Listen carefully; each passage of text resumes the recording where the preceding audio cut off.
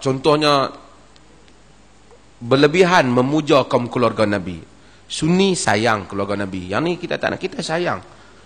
Anak kawan, macam saya kata, anak kawan kita, baik kita, kawan baik kita mati, meninggal. Anak dia kita jumpa, kita kata Allah, kita main ni bapak hang baik semua dengan aku itu. Masa hidup kita sayang pada kawan baik kita. Ini kalah keturunan Nabi kita sallallahu alaihi wasallam, tentu kita sayang. Tapi kita tak berlebihan. Kita tak berlebihan, kita ada limit dia. Hatta Nabi ada limit dia. Untuk kita tak boleh mengangkat Nabi seperti mana kepada makam ketuhanan. Tapi bila ada amalan-amalan yang dibuat yang akhirnya cuba membesarkan, dia cenderung pergi kepada Syiah. Ini kita jaga-jagalah. Kadang-kadang fokus sepenuhnya, semua kebelakangan ada, semua keluarga Nabi. Macam penentuan kebaikan itu ditentukan, dia ni keluarga Nabi ke tak? Dia ni Habib ke tak Habib? Ini benda-benda yang kadang-kadang awam tak salah, tapi dia terlalu minat agama, tapi dia tak apa dapat bezakan antara right dan limit, antara hak dan batas, antara hak dan batasan. Ada tak benda yang mungkin Syiah sama dengan kita? Kemungkinan ada lah. Kemungkinan ada. Kita tawaf, dia pun tawaf, kita tengok sama. Cumanya hak tak sama, sekali bila dia serabut, kita panggil Ya Allah, dia panggil Ya Ali. Yang tu dia jadi tak sama. Dia jadi tak sama. Dan dalam Syiah tu sendiri, dah timbul banyak madrasah-madrasah dah. Puak-puak yang tak suka dengan amalan sebahagiannya. Ada sehingga di kalangan Syiah yang pelik, ada dia disebut sebagai Wahabi Syiah. Wahabi ni bertentangan lah dengan Syiah ni, puak-puak ni. Ada Wahabi Syiah kerana dianggap mengkritik amalan-amalan yang dianggap syirik yang dilakukan oleh orang Syiah. Dia dipanggil sebagai Wahabi Syiah oleh terutama beberapa orang tokoh-tokoh moden daripada Lebanon dan seumpama. Dia panjang.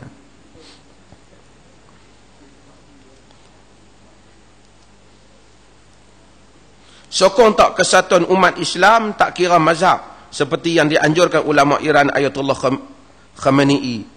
Berikan sedikit pendapat. Kita boleh bersatu dengan semua pihak, bukan saja dengan non-muslim, bukan dengan Syiah, dengan non-muslim kita boleh bersatu dalam benda yang membabitkan kepentingan yang sama, yang munasabah. Nabi dalam riwayat Al-Baihaqi dan juga Ashabus Sirah sebut, Ibn Muhammad Ibn Ishaq dan disebut oleh Ibn Hisham, bagaimana Nabi SAW puji perjanjian di rumah Abdullah bin Jada'an. Dalam riwayat Bukhari juga ada tentang rumah Abdullah bin Jada'an. Nabi kata, laqad syahidtu hilful fudul ma'a umumati, aku telah tengok hilful fudul bersama dengan bapa-bapa saudaraku di rumah Abdullah bin Jada'an. Janji Quraisy masa Nabi tak jadi Nabi lagi, Nabi tengok macam mana Quraisy telah buat bersatu untuk menentang orang-orang yang zalim. Nabi kata, lau du'itu bihi fil Islam la ajabt. Kalaulah sekiranya setelah aku Islam ni pun ada lagi perjanjian macam tu, aku pergi. Sebab apa? Sebab makna dia bagus. Artinya Nabi sendiri walaupun berperang dengan Quraisy, Nabi kata kalau mereka buat lagi perjanjian macam buat masa jahiliah dulu di rumah Abdullah bin Jada'an yang nak lawan kezaliman tu, aku yang dah menjadi Rasul ni pun akan join. Maksud dia macam tu. Artinya kalau Syiah buat satu benda menentang kezaliman kuasa-kuasa besar, boleh tak blok Sunni kuasa sokong? Tentu boleh. Banyak juga persamaan kita dengan dia. Tapi sama-sama bersatu nak pergi kritik sahabat Nabi, tak boleh lah. Ada benda lah. Dan kita pun tak boleh. Kalau kadang-kadang kita melampau, jadi kita tak boleh nak fikir. Orang kata, pasal apa yang hampa boleh buat kesatuan dengan negara Eropah, kesatuan dengan Turki dengan negara Eropah, boleh kesatuan dengan apa nama umpamanya ASEAN. Bukan semua Islam. Pasal apa boleh buat?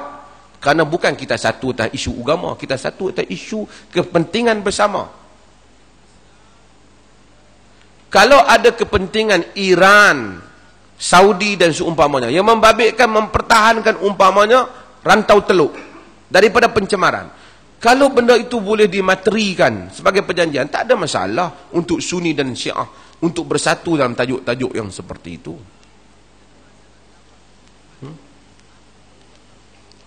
Beri pendapat tentang fadilat berzikir Asma'ul Husna. Walillahi Asma'ul Husna fad'uhu biha. Allah Ta'ala ada Asma'ul Husna, seru Allah Ta'ala dengan Asma'ul Husna. Yani seru Tuhan dengan Asma'ul Husna ada dalam Quran. Tapi sebahagian fadilat yang disebut, baca yang ni 30 kali dapat yang ni, baca tubuh kali kat pokok tumbuh, baca yang ni direka. Yang betulnya ialah fiqhud du'a. Fiqhud du'a bermaksud seseorang itu pilih Asma'ul Husna yang sesuai dengan doa dia, doa pada Allah, insya-Allah mustajab. Melainkan hadis-hadis, bila hadis sebut utamanya Ismullahul Azam, nama-nama Allah yang besar, nama ni bila dipanggil Allah Ta'ala akan menyahut doa, ya Hayyu ya Qayyum, berapa benda yang hadis sebut, yang tu ya. Adapun yang baca yang ni 30 kali, jadi yang ni baca 7, sehingga dia sebut kalau baca Asma'ul Husna tertentu, nama Allah tertentu, masa puasa Ramadan ditulis nama tu, dituang air atas tanah, hilang dahaga. Cuba tuan-tuan baca, tengok dalam buku tu. Tu merepek lah.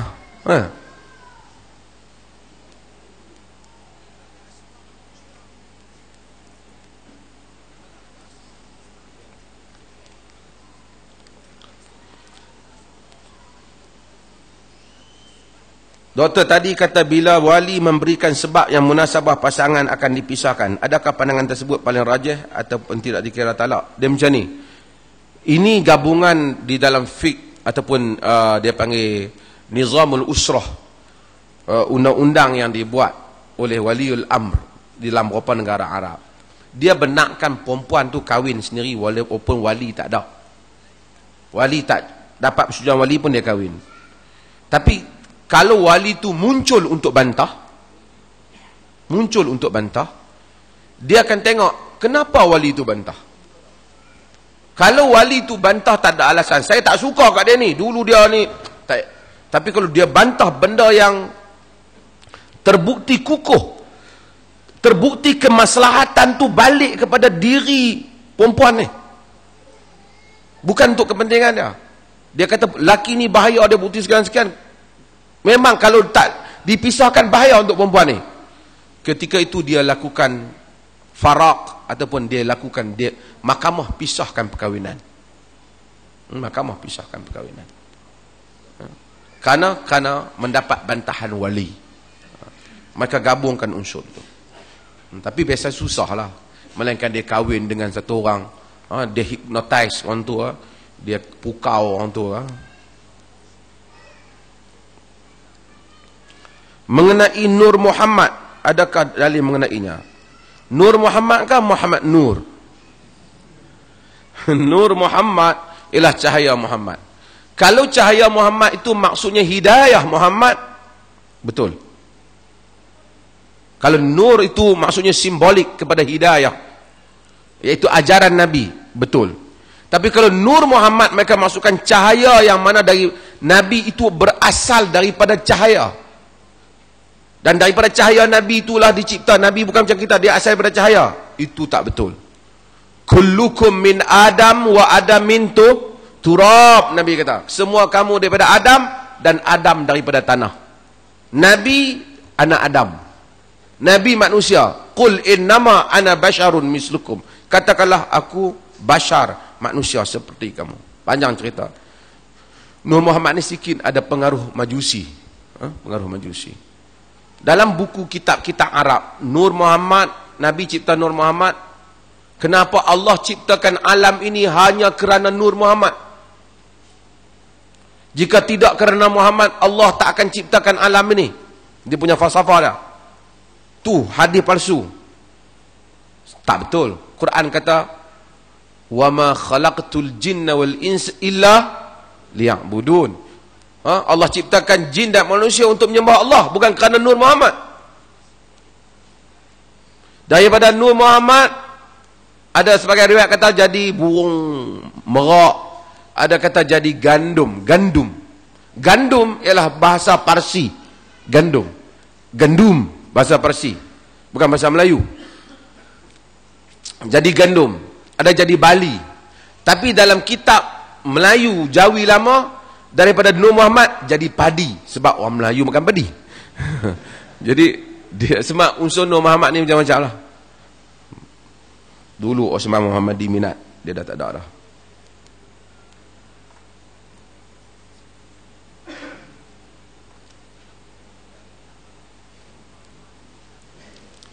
Imam Ahmad bin Hanbal menarik balik fatwa beliau membida'ahkan bacaan Quran di kubur kerana asar dari sahabat tentang wasiat Ibnu Umar. Apa komen? Dikatakan Imam Ahmad mendengar asar itu dan kemudian beliau diam. Bahawasanya bacaan Quran bukan di atas kubur, orang baca Quran di kubur. Maksud bila kerana Abdullah Ibnu Umar juga Abdullah bin Amr menyebut bahawasanya suruh membaca beberapa bacaan. Ulama khilaf tentang hal ni, tentang membaca Quran di kubur, dan disebut disandarkan kepada qaul Imam Syafi'i oleh Nawawi, tapi sebenarnya tak ada proof daripada Imam Syafi'i, kemungkinan dia sekadar kepada qaul Nawawi. Adakah boleh baca Quran di atas kubur ataupun tidak? Di atas beberapa perbezaan pandangan, kerana mereka sebahagiannya menyatakan kerana bila baca Quran turunnya rahmat itu meliputi kubur dan seumpama. Kita macam mana kita sebut, orang tak khilaf sangat, tak bahaslah sangat masalah ini terlalu serius. Yang orang bahas dalam konteks kita ni ialah mengupah bacaan. Pun begitu kita lihat bacaan di kubur ni tak berlaku di Baqi'. Sahabat telah meninggal ramai, tak ada pun sahabat lain yang mana Nabi duk suruh tunggu baca atas kubur. Hatta hadis-hadis yang ada tu pun bukan duk tunggu siang malam baca di kubur, masa tu je mereka baca. Maksudnya baca 1-2 surah, kemudian mereka balik. Ni siap buat pondok atas tu lagi, buh tikak lagi, tunggu siang malam. Ini tak pernah ada. Yang ni mereka tak berlaku. Yang berlaku ialah, apa kata kalau seorang tu baca sikit Quran dia, semasa mereka menanamkan jenazah, dia membaca sedikit Quran. Itu yang dimaksudkan di dalam riwayat tu. Bukan sampai pergi buat rumah tak kubur, duk baca 3 hari 3 malam. Soalan daripada KL. Okay, you stream. Apakah yang dimaksudkan dengan ilmu ladunni dalam surah Kahfi yang dipergunakan oleh golongan sufi atau tarekat yang sesat? Saya ingat saya dah jawab ilmu ladunni ni, ada artikel saya boleh baca ilmu ladunni. Dalam suratul Kahfi disebut min ladunna ilma, min ladunna, di sisi kami ilma. Yang disebut pada ilmu Khadar ataupun Khidir alaihi salam. Khidir alaihi salam, ilmu yang diberi kepada Khidir ialah wahyu. Bukan ilmu wali. Orang kata Nabi Musa alaihi salam pun tak boleh lawan Khidir. Sebab tu Nabi Musa ilmu syariat, Nabi Khidir ilmu hakikat. Sebab tu Nabi Khidir boleh bunuh budak, boleh buat benda-benda yang Nabi Musa tak setuju. Tak. Itu bukan jawapannya. Pertama, Nabi Khidir dia mempunyai wahyu dari sisi Allah, dia tahu. Nabi Musa dia ada wahyu dari sisi Allah. Sebab Nabi Musa dia tidak, hukuman Nabi Musa, syariat Nabi Musa tak kena pada Nabi Khidir. Nabi Musa bukan macam Nabi Muhammad. Nabi Musa diutuskan kepada Bani Israel ya. Sebab itu masa awal pertemuan antara Nabi Musa dengan Khidir, soalan yang disebut dalam riwayat Al-Bukhari kepada Nabi Khidir tanya Nabi Musa, "A anta Musa ila Bani Israel?" Adakah engkau Musa yang dihantar kepada Bani Israel? Maksudnya Musa dihantar pada Bani Israel. Apa yang Allah letakkan syariat Musa kepada Bani Israel tak kena pada Khidir. Khidir ada syariat dia sendiri, kerana dia ada wahyu dia sendiri. Tetapi Nabi Muhammad ilan nasi kafah, dihantar kepada seluruh manusia. Ma min nabiyyin illa bu'itha ila qaumihi khassa wa laqad bu'istu ila an-nasi 'ammah, kata Nabi. Semua nabi diutuskan sebelum aku satu untuk kaum dia, sedangkan aku untuk semua manusia. Tak ada siapa pun di kalangan orang boleh kata aku tak terlibat dengan syariat Nabi ni, aku hakikat hampa je syariat. Melainkan kata Al-Imam Al-Qurtubi ketika mentafsirkan ayat berhubungan dengan ilmu laduni ini, melainkan dia menjadi kafir. Kalau dia kata saya tak kenal, saya syariat tak kenal, saya hakikat, dia menjadi kafir. Kerana dia telah menganggap syariat Nabi Muhammad tak kena kat dia. Jadi Muhammad tak diutuskan untuk dia. Panjang cerita ni, boleh rujuk apa.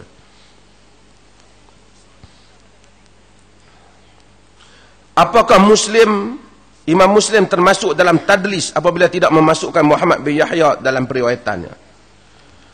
Oh, panjang cerita ni. Masalah Muhammad bin Yahya yang tidak dimasukkan oleh Muslim, dan Muslim juga tidak memasukkan Muhammad bin Ismail Al-Bukhari, guru utama dia, iaitu Al-Imam Al-Bukhari. Ini cerita panjang lah ilmu hadis, saya nak ringkaskan. Apabila berlaku krisis Bukhari dengan Muhammad bin Yahya Az-Zuhli, ni soalan daripada Kuala Lumpur ni, canggih hak lain kena buat. Jadi Imam Muslim telah mengambil keputusan untuk berpihak kepada Muhammad bin Ismail Al-Bukhari, itu Imam Bukhari. Bukhari dikeluarkan daripada Naisabur, kemudian Bukhari dikeluarkan daripada Bukhara oleh Khalid bin Yahya, iaitu abang kepada Muhammad bin Yahya. Muhammad bin Yahya ni guru Bukhari juga. Dia guru Bukhari di Naisabur. Bila Bukhari balik ke Naisabur, dia sendiri suruh orang ramai sambut Bukhari. Dia kata, qumu ila rajuli salih, bangkit kamu menyambut lelaki salih Bukhari. Kemudian apabila Bukhari balik, Bukhari pun mula mengajak. Muhammad bin Yahya guru dah di situ, di Naisabur, dan dia dianggap ulama sebagai antara jahabis, antara jaguh al-jarh wa ta'dil, jaguh al-jarh wa ta'dil. Bila Muhammad bin Yahya mengajak, Bukhari pun mengajak. Of course Bukhari very famous masa tu. Ramailah orang mai kuliah Bukhari, sampai penuh lah, katanya sampai naik ke bumbung. Ada kutu, dia suka pitanya soalan bagi jadi masalah. Dia bertanya Bukhari tentang masalah khalqul Quran. Isu khalqul Quran ialah satu isu besar yang ada kedudukan dia di kalangan ahli-ahli hadis. Kerana ahli hadis berpecah. Imam Ahmad baik dengan Yahya bin Ma'in telah berpecah pada akhir hayat mereka sehingga tak bercakap kerana isu khalqul Quran. Muzani dengan isunya, sehingga ada orang yang mengkritik al-Imam Syafi'i tentang khalqul Quran, ada orang yang tak berpihak pada Imam Ahmad. Ramai ulama yang dibunuh dengan stand Imam Ahmad tentang masalah khalqul Quran. Iaitu Quran ni panjang kalau saya nak cerita falsafah dia, tapi isu ni telah menyebabkan apa pendirian kita. Quran ni kalam Allah, qadim ataupun hadis, ataupun kalam Allah saja, ataupun ni perkataan ini jadid, perkataan ni hadis, banyak perkataan yang Bismillahirrahmanirrahim, alif lam mim, ada suara, ada huruf, ini makhluk, ada kertas. Tapi asal itu daripada zat yang qadim. Qadim ni bahasa falsafah, zat yang awal, iaitu zat Tuhan yang beyond time, yang tak duduk dalam masa. Ini very philosophy benar ni, philosophical issue. Jadi Imam Ahmad mula-mula dia kata, sebagai riwayat kata, dia kata qadim. Kemudian mereka hujah, kalaulah kenapa dia qadim, sebab dia berasal daripada Allah. Kerana setiap yang berasal daripada Allah itu qadim, Quran berasal daripada Allah. Jadi mereka juga ditanya tentang Mu'tazilah mula bangkitkan isu yang dibangkitkan oleh orang Kristian, macam mana dengan Nabi Isa, kalimatullah alqat ila Maryam wa ruhuhu, kalimah Allah dan ruhnya yang dicampak pada Maryam. Jika kalimah Allah itu sentiasa qadim, maka Isa itu qadim, maka setiap yang qadim itu Tuhan. Dan isu ini telah mempengaruhi pemikiran Mu'tazilah dan menyebabkan Mu'tazilah menganggap siapa yang kata Quran qadim dia boleh pergi syirik. Lalu dia hukum Imam Ahmad. Dan Imam Ahmad akhirnya dia kata Quran kalamullah, dia tak mau campur. Tapi ulama-ulama fikir di kalangan mereka, iyalah dia kalam Allah betul, sekala kalam zati itu qadim, kerana dia berasal daripada zat Tuhan, zat Tuhan. Zat ni nak terjemah bahasa Melayu macam mana tak tahulah. Zat lah. Kita kata zat Tuhan. The essence of God. Essence Tuhan. Maka dia, oleh kerana dia dekat kalam yang asal, kerana Tuhan itu qadim. Setiap yang muncul daripada zat itu, dia qadim. Ini perbahasan falsafah. Kalau mereka timbul juga, hatta alam ini diciptakan dengan kun. Kun itu juga zat daripada zat Allah. Kalimah Allah. Maka akan berlaku Ibn Sina membabitkan isu alam juga qadim. Sangat falsafah, ramai orang terjerat dalam isu ni. Imam Ahmad bagi satu stand, ulama hadis hanya kata kalamullah, dia tak mau campur dalam hal ni. Kalau tidak, terlibat dengan falsafah. Bukhari ditanya isu ni. Bukhari ditanya, panjang cerita dia, saya nak ringkaskan. Daripada 1000 muka surat jadi 2 muka surat. Panjang, kalau yang ni boleh syarah 5 hari ceritanya. Ulama Bukhari bila balik, ada kaki pi jolok dia, pi tanya soalan ni. Pasal soalan ni sensitif. Dikatakan Bukhari kata, kalimat Allah, ayat Allah itu qadim. Dia kata kalimat Allah itu, Quran itu daripada Allah. Adapun suara kita, huruf adalah makhluk. Betul lah. Ahli hadis tak suka benda ni pada masa tu. Macam nak tiru sikit-sikit bau Mu'tazilah. Padahal tak salah pun. Kutu pi habaq kat Muhammad bin Yahya, dia geng Mu'tazilah. Macam pi habaq kata dia geng Wahabi ya. Dia geng Mu'tazilah. Muhammad. Lepas tu benda ni orang cakap. Sehingga jadi kuih panas isu ni. Kuih panas. Bila panas, Muhammad bin Yahya guru Bukhari juga. Sehingga kemuncaknya Muhammad bin Yahya kata, siapa yang belajar dengan Bukhari, jangan belajar dengan aku. Sehingga Muslim ambil semua kitab-kitab dia yang dia mengaji dengan Muhammad bin Yahya, serah balik pada Muhammad bin Yahya, dan dia tumpukan pengajian dengan Al-Bukhari. Dan Bukhari kemudiannya telah dihukum kafir oleh sebahagian orang. Sesat, Bukhari terpaksa keluar daripada Naisabur kerana isu tu dibawa.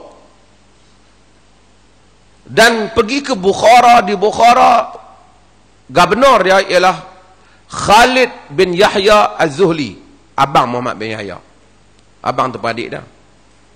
Dia sekali lagi halang Bukhari mengajak di sana.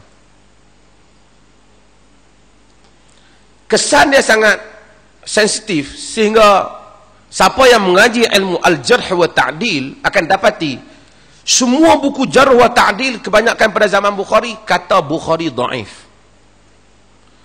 Jago besar jarh wa ta'dil, ilmu ulama hadis besar iaitu Abu Zur'ah, dan ulama hadis besar iaitu Abu Hatim Ar-Razi.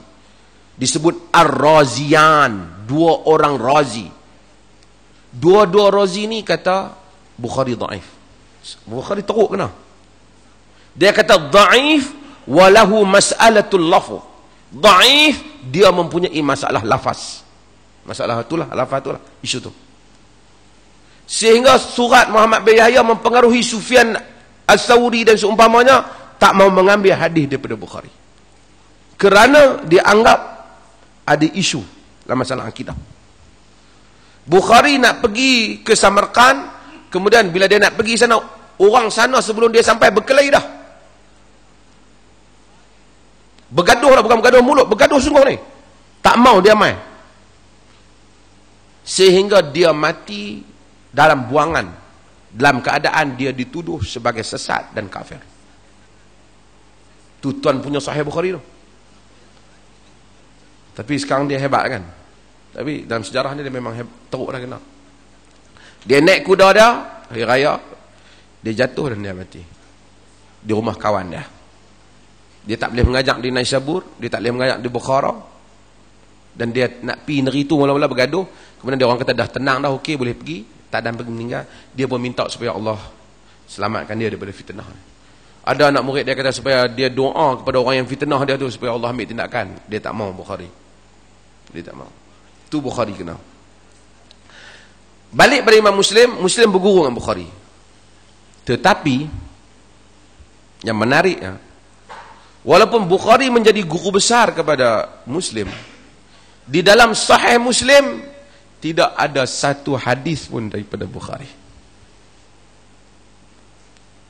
Dan tak ada juga hadis daripada Muhammad bin Yahya, pasal dia stop.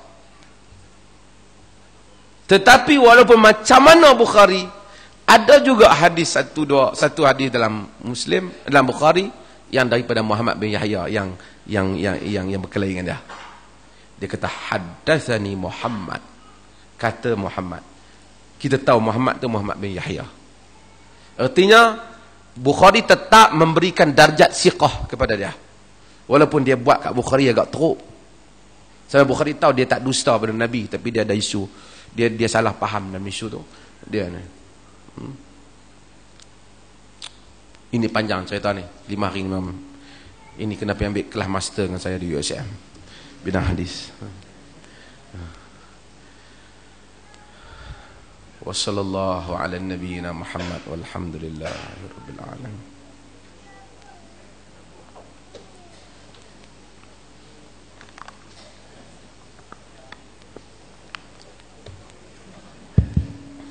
Jazakumullah khairal jazak. Tuan-tuan dan puan-puan yang dirahmati Allah sekalian, di sini ada satu pengumuman kursus interaktif dakwah training fasa 3. Ini silibus khusus membimbing mualaf untuk berdakwah. Kita berdakwah kepada non-muslim, terutamanya Kristian, pada 8 dan 9 Jun. Peserta cuma dikenakan RM20 dan student RM5. Itu pun untuk tujuan makan lah. Boleh berdaftar kepada saudara Kamal ataupun saya, insyaAllah. 8 dan 9 Jun, 2 hari interaktif dakwah training, dibimbing oleh Brother Lim Jui Sun, insyaAllah.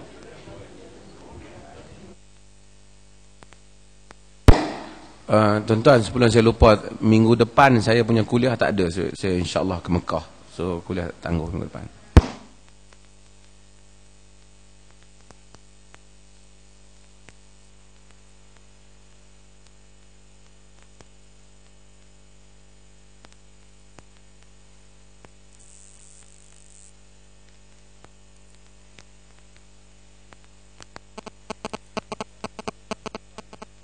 Ada juga maksudnya kan?